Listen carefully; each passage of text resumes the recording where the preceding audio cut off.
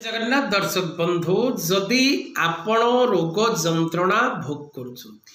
शारीरिक असुस्थता प्रायतः अधिकांश समय लगी रहुछि। जदि शारीरिक असुस्थता आपण भोग करुछंती तेबे गोटे गोटा पान जो पान पत्र आमे खाऊ से गोटा पान गोटे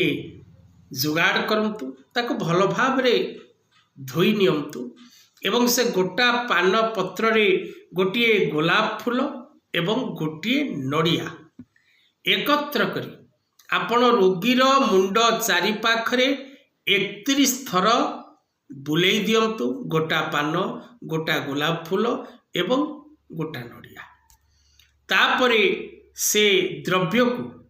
आपण कौनसी चारि छकरे नहीं रखी दियंतु। देखिए दर्शक बंधु आपणकर शारीरिक सुस्थता दिन को दिन